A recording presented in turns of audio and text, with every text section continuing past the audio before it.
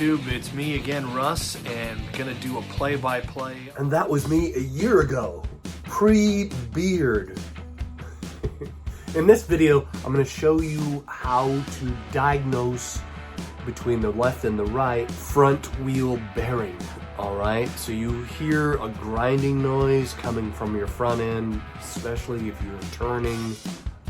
You get higher up in speed and it gets worse. Odds are you got a bad wheel bearing. I had a friend that called fairly recently, and he thought he had a transmission problem, and it wasn't. It was a wheel bearing, which is good news because that's a lot less expensive. All right, now I'm in the shop when I do this, so I have the car already up off the ground. You can use jack stands to do this. Just be very careful and make sure you have a front wheel drive vehicle, right? Obviously, before you do this. But this is one really good way of diagnosing not just a front wheel bearing, but which side is you need to deal with. You should probably replace both wheel bearings, but if you don't have the money, don't fix what ain't broke, right? Odds are the other one's gonna go out soon. It's better to just knock them out together, too. But here you go. Lowered it enough.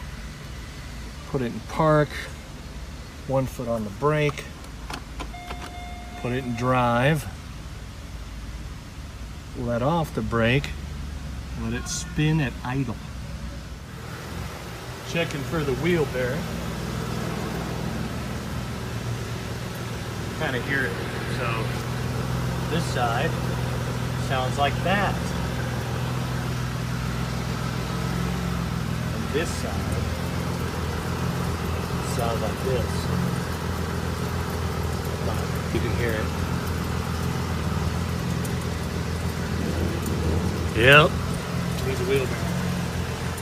And then when you're done, very important, put your foot on the brake as hard as you can. Put it back in park. And there you go. You can clearly hear from one side to the other which one has the bad wheel bearing. And I did, this took a long time. It was rusted, stuck on there. It's been over a year since I installed that wheel bearing, put a lot of miles on it, and the other wheel bearing is still fine, by the way.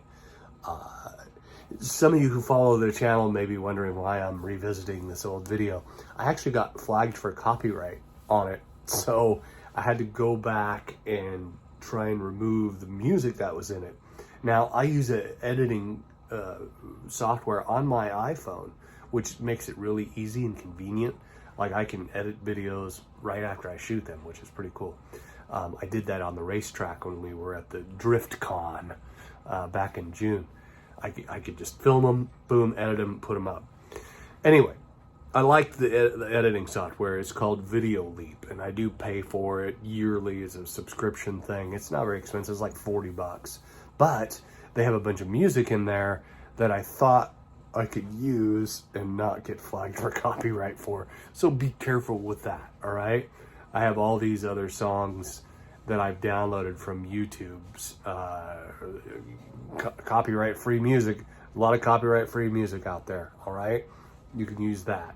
What's weird is that I never got flagged for it for like a year. And then all of a sudden, boom, a year comes around and you're getting flagged for it.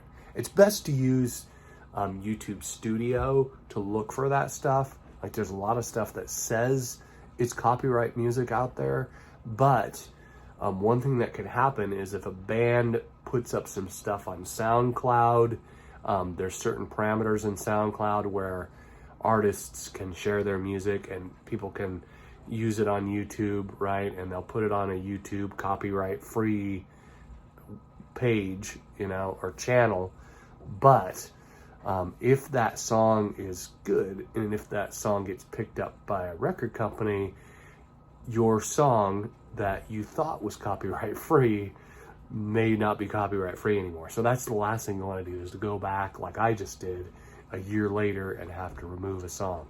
I don't think that's the case with what happened with me, though. I think it was just Video Leaps, because I've had that happen before, where I used music that came with the Video Leap app thinking it was copyright free, and it wasn't. So yeah, just be careful there. Hey, and on the next video, my employment status update.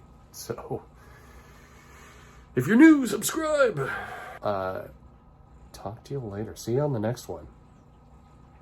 Chilling under the lights. Up out of the water. Mississippi map aquatic turtle right there. Hey, buddy.